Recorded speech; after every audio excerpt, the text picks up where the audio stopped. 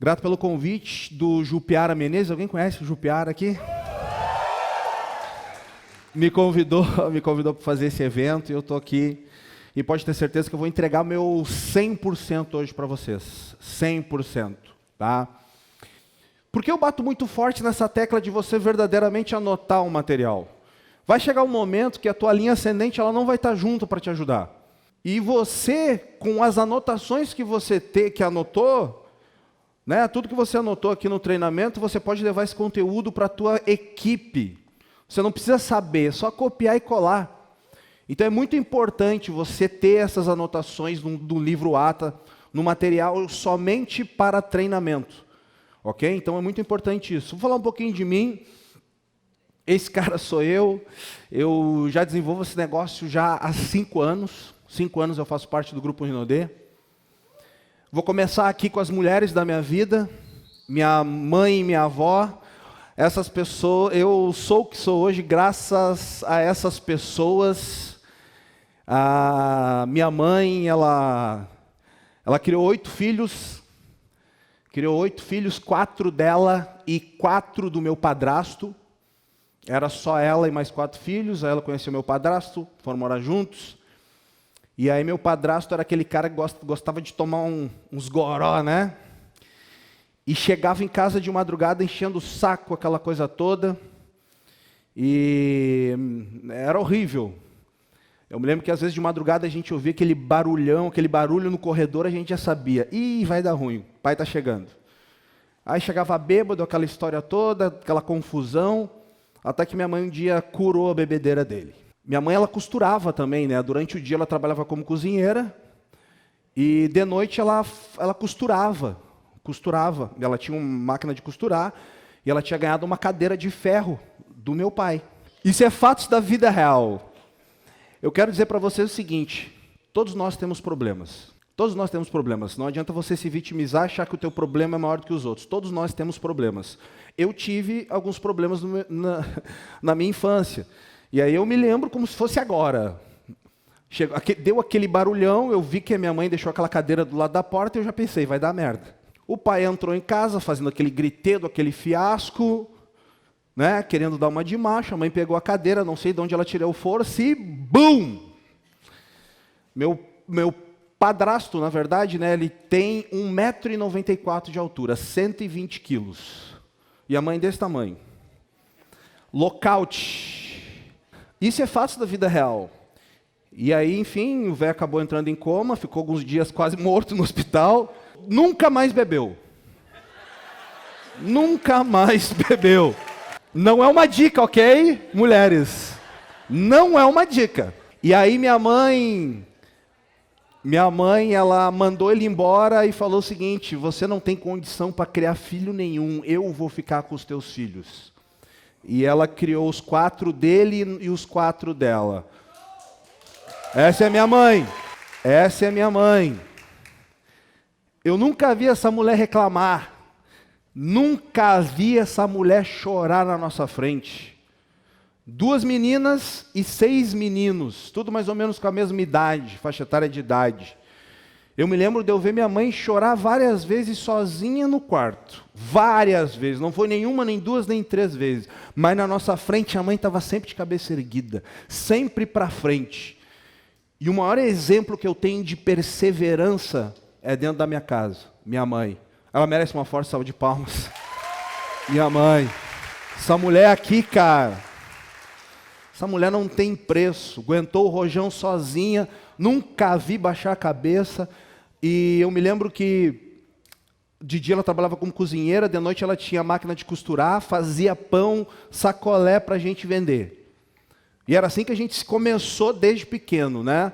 Tendo um exemplo de força desse dentro de casa, e a minha avó também ajudou muito na nossa criação. Então, eu fui forjado por mulheres fortes. A minha essência vem por mulheres fortes. E eu sou casado com uma mulher, acho que mais forte ainda, que é a Ana Antunes, Imperial Diamante, uma mulher extraordinária, mas depois eu falo dela. E aqui começou tudo, ó. Olha eu aqui, ó. Eu e alguns dos meus irmãos, eu não sei se o pessoal do fundo está conseguindo enxergar. Mas aqui está eu, vendendo pão, vendendo... A gente chama lá no sul de cuequinha virada. Não sei se existe isso aqui. Tem? Enfim, meu irmão Anderson, minha irmã Kátia, meu irmão Rodrigo, uns dos meus irmãos. E a melhor coisa que a minha mãe fez para mim, a melhor coisa que ela fez para o meu desenvolvimento foi me colocar a trabalhar com 8 anos de idade. Foi a melhor coisa. Ela me ensinou o valor do dinheiro e o valor do trabalho duro para conquistar as coisas já com 8 anos de idade. Eu me lembro que ela me deu um baita treinamento para começar a vender. Ela falou o seguinte: filho, tu oferece e vende. Vai! Foi assim o treinamento. Foi esse o treinamento. E pessoal, eu era o melhor vendedor de todos os meus irmãos, porque eu adorava competição. Eu adorava competição. A minha mãe, muito inteligente, cada um de nós, ela falava: ó, eu quero ver tu melhor que teus irmãos. Aí ele ia embora. Aí ela falava: pronto, eu quero ver tu melhor que teus irmãos. Ela falava para todo mundo. E eu era o melhor deles, eu vendia muito. Eu lembro que hoje eu paro para analisar e eu penso: cara, por que com 8 anos de idade ela botou uma cesta de pão e falou: filho, vai e vende? Eu vendia tudo. Por que vocês acham que eu fui e vendi tudo? Porque eu não tinha nenhuma crença limitante. Agora pega e faz a mesma coisa para um adulto para ver se ele dá o primeiro passo. Ele não vai. Sabe por que o adulto não vai? Porque ele sim tem um monte de crença limitante. Ele não vai, ele fica paralisado, ele fica com medo da opinião dos outros. Ah, se eu não conseguir, ah, se não der certo, ah, o que vão pensar de mim? Cheio de crença, cheio de paradigma. Já eu aqui com 8 anos de idade fiz porque eu estava com HD zerado. A única inspiração que eu tinha era minha mãe, e por isso que eu fui. E aqui começou a minha trajetória. Então, eu sou imperial hoje porque eu comecei lá atrás. Lá atrás, o Lucas bateu imperial com 1 ano e 10 meses. Não, 36 anos, amigo. 36 não, o que eu tinha 8 anos de idade, 20 e poucos anos. Eu levei para bater o nível de imperial. Então, eu fui forjado a vida inteira para chegar onde a gente chegou. Então essa foi a melhor coisa que a minha mãe fez. Eu vejo que hoje os pais estão muito moles, estão formando uma geração de pessoas fracas emocionalmente. E a culpa não é das crianças, a culpa é do pai e da mãe, que são os fracos, são os moles com seus filhos. E a geração que está por vir aí, eu tenho, olha amigo, eu temo. Por culpa dos pais e das mães, que são uns moles com os filhos. Aí, para suprir aquela falta de tempo que você dá para os seus filhos, você dá um tablet, um celular com internet. E o que é internet hoje na mão de uma criança? As portas do inferno. É isso que é internet na mão de uma criança. E você abre as porteiras do inferno na mão do teu filho, com HD zeradinho, uma esponja. Tudo que tu coloca no inconsciente dele, ele vai absorver tudo aquilo. E você larga a internet na mão do teu filho. Que geração você acha que está formando para o futuro? Filhos fortes, melhores do que você, ou pessoas emocionalmente fracas, sem valores e sem princípios? Graças a Deus eu fui forjado por uma criação forte, na vara da adolescência e da juventude, literalmente. E no meu tempo não tinha esse papo não de ai, dá na bundinha, era onde pegava. Era onde pegava, irmão, não tinha essa. Tinha um corredor lá em casa, é corredor polonês, legítimo, né? Tinha um corredor assim lá em casa, e tinha hora para estar em casa. Tinha horário. E aí a minha mãe usava aqueles bobs da Dona Florinda, né? Não sei se vocês já... E ela ficava com cara de mais braba ainda, né? E aí quando a gente atrasava 1 minuto dentro de casa, ela ia lá pro portão com Havaianas 44 do meu padrasto. Com um preguinho na ponta ainda. Aí ela pegava o chinelo e escondia aqui, mas a gente sabia que ela estava com chinelo. Vem! Aí a gente fazia uma fila para entrar e já começava a chorar. E ela falava: se chorar é pior. Quem já lembra? Quem já passou por isso? Infância boa essa infância foi boa. Né? E aí sem um tampão do dedo, porque jogava de pé descalço, aquela coisa, e nem aí. Tu tinha mais medo do metiolate do que o tampão do dedo. Meu Deus, pensa num negócio que arde. Hoje o metiolate nem arde mais, só para te ter uma ideia. Né? Até o metiolate está Nutella hoje. E aí, mano, cada um que passava, ela grudava pelo braço. E pá! E eu sabia que a mãe ficava mais braba ainda com o choro, então aguentava assim, ó, apanhava quieto. Eu era o que menos apanhava, porque eu já sabia da malandragem da mãe já. Aí eu chorava depois. Eu não estou fazendo apologia a bater nos filhos, tá? Mas para mim foi importante, porque no meio que eu fui criado, se não fosse a postura forte da minha mãe, eu não estaria onde eu estou hoje. Não estaria. E eu também, se precisar, o chinelo pega na bunda das minhas filhas também, né? Não tem essa. Quem sabe da educação delas sou eu. E eu estou criando filhas para o mundo, não para mim. O grande problema hoje é que os pais criam os filhos para si próprios. Botam embaixo da asinha e protegem. Aí quando chega com 20, 21 anos, aí fora apanha da vida. Menino de 17 anos tomou um fora e quer se matar. Frágeis emocionalmente, por culpa da mãe e do pai. Está aqui, eu com meus presentes, eu e as minhas duas filhas, eu tenho gêmeas de 12 anos de idade, aqui as duas estavam maiorzinhas, mas quando elas nasceram, cabiam na minha mão as duas, nasceram com 5 meses, foi uma batalha, eram transparentes, pareciam uns ratinhos, né? A minha esposa ali foi muito forte, porque ela já com 4 meses, ela teve que ir para o hospital e ficar imóvel na cama, sem se mexer, porque estava perdendo líquido. E os médicos falando que não ia sobreviver. As médicas falando na frente dela que não ia sobreviver. Olha só que filhas, né? E a minha esposa falou, não, vai nascer, vai nascer, vai nascer, vai nascer. Todo dia eu ia visitar minha esposa, todo santo dia. E hoje estão aqui, ó, 12 anos de idade. 12 anos de idade. Olha a diferença das fotos aqui, olha os cabelinhos. Pô, ficou até liso aqui, né? Ó. Tu vê que fica até liso, né? Mulher, tu vê que ela está ganhando dinheiro quando ela muda o cabelo. Mudou o cabelo, tu já começa a olhar assim, essa mulher está ganhando dinheiro. Então, aqui também a minha mulher teve que ser muito, muito, muito, muito forte para as gurias nascer. Eu ia todo dia, dava muita força para ela, todo santo dia eu ia visitar ela. E eu não consegui ver o nascimento delas porque a minha empresa não me liberou. Não me liberou para poder visitar elas. Eu trabalhava com um carro forte, isso foi num sábado chuvoso igual esse, e eu me lembro que o meu telefone tocou, e não pode levar telefone dentro do carro forte, mas eu levei porque a minha esposa estava para dar luz a qualquer momento. E aí me ligaram, alô Lucas, aqui do hospital, acho que São Lucas, se eu não me engano, estou ligando para te dizer que você é pai, nasceu suas filhas e tal. E na hora eu estava abastecendo um caixa eletrônico, ajoelhado com 90 mil aqui no meio da perna. Abastecendo o caixa eletrônico. E o engraçado é que aquilo que a gente abastecia de caixa eletrônico, hoje a gente ganha por mês, né? É doideira, é loucura. É fantástico isso. Tudo isso por esse negócio. E aí eu liguei para a base e falei, é o seguinte, a minha esposa acabou de ganhar neném e eu preciso lá ver ela. E a primeira pergunta deles, como é que tu sabe que a tua esposa ganhou neném se não pode levar telefone dentro do carro forte? E aí eu falei, não, eu liguei do orelhão. Liguei do orelhão, não Lucas, Antunes, tu não pode voltar.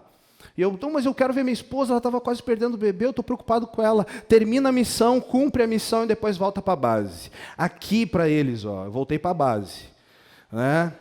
Voltei para a base, quase fui demitido na época, fui mijado, fui humilhado. Quando eu voltei para a base contra a vontade deles, eu fui humilhado pelo nosso chefe de operação. E eu tive que aguentar no osso porque era o meu sustento, e a Ana recém tinha ganhado o neném, então eu tive que ficar quieto. Mas a minha vontade era de... Nossa, mas passou. Né? Passou. E aqui, está aqui hoje, eu e a minha esposa, né? Depois de uma longa história, e esses são os meus motivos. Está aqui meus motivos, Luciana, Carolina e Ana Antunes. Esse tempo eu perguntei para minha esposa, amor, me diz uma coisa, qual o significado daquela foto? Por que tu fez a foto em cima ali de mim? Ela, isso é uma mensagem subliminar, é para mostrar que quem manda sou eu. Eu falei, não, vamos ter que mudar isso aí, cara. Vamos mudar isso, mulher, né, cara? E aqui está eu, 12 anos dentro da área da segurança, eu gostava do que eu fazia, eu só não gostava era do resultado financeiro. E eu não gostava da minha perspectiva de futuro, porque de verdade, o que mata um ser humano, o que deixa a vida de um ser humano preocupante, é tu não ter certeza do futuro. É tu não ter uma visão clara do que vai ser de você nos próximos 5 anos, nos próximos 10 anos. Então, quando você tem uma visão clara de futuro positiva, o teu presente ele é alterado. Não importa o que você está passando hoje. Se você sabe que daqui a 5 anos o teu futuro vai ser incrível, você vai estar ganhando, sei lá, 20, 30, 40, 50 mil, você já fica automaticamente feliz. Quer ver uma coisa?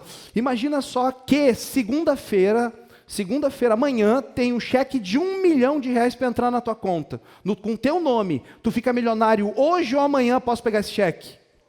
Hoje, tu já é milionário, inclusive vai pagar janta para as pessoas que estão perto de ti. Porque hoje tu já é milionário. Então hoje eu vejo, como é que eu vou te falar? Eu vejo que alguns consultores da Rinode,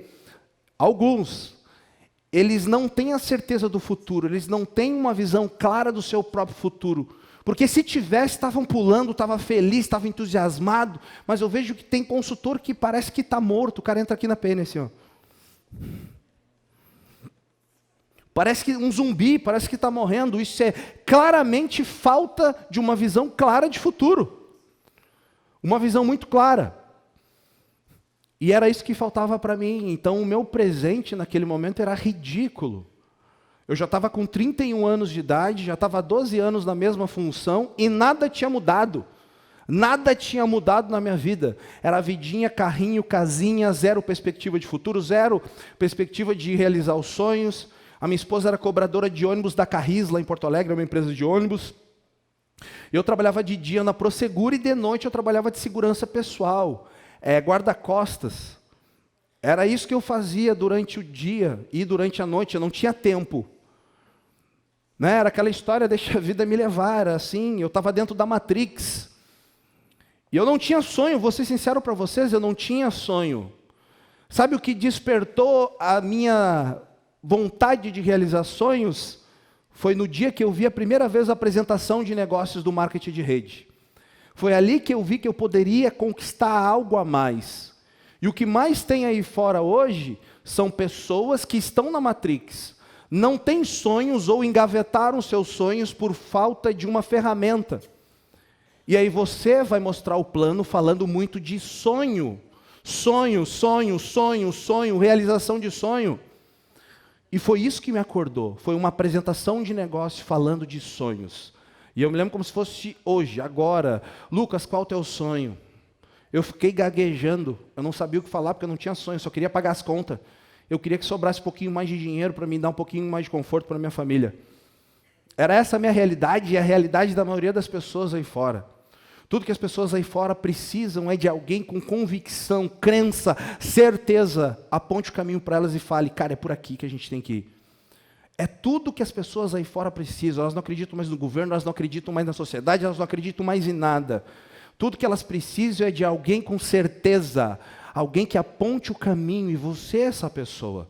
O que falta para você acreditar que você é a solução de milhares de pessoas? É como se as pessoas todas estivessem com uma enxaqueca e você tem um balde de paracetamol. Você só tem que distribuir. Toma aqui, toma aqui, toma. É isso que você tem que fazer. Mas era isso que eu fazia, eu gostava, mas não gostava do resultado. Acidente após assalto resulta em uma morte. Um vigilante morreu e o outro ficou ferido em um acidente de trânsito que aconteceu durante um assalto em Gravataí, que é a cidade onde eu moro hoje. Eles estavam em um Siena, a gente trabalhava com carro Ford, só que a gente estava fazendo uma escolta, então a gente estava com um carro leve. Né? Estavam em um Siena, após uma curva, caíram em um barranco, né, na estrada da Cavalhada. O Angelino, de 33 anos na época, faleceu, com 33 anos de idade, que estava no banco carona. Isso é mentira. Eu estava no banco carona e ele estava dirigindo. Né? Por isso que eu digo, não acreditem em tudo que a mídia conta para vocês. Lucas William Tunes, 27 anos, eu tinha na época, foi atendido no hospital de acidentes e conforme o boletim médico já não havia mais risco de morte ontem à tarde. Contratados por uma empresa de ônibus, os dois transportavam valores de uma garagem para outra. Qual era o nosso trabalho? Era uma empresa de ônibus onde tinha várias filiais. A gente recolhia as filiais e levava tudo para a matriz, onde o carro forte buscava o montante. Ladrões fugiram sem levar nada.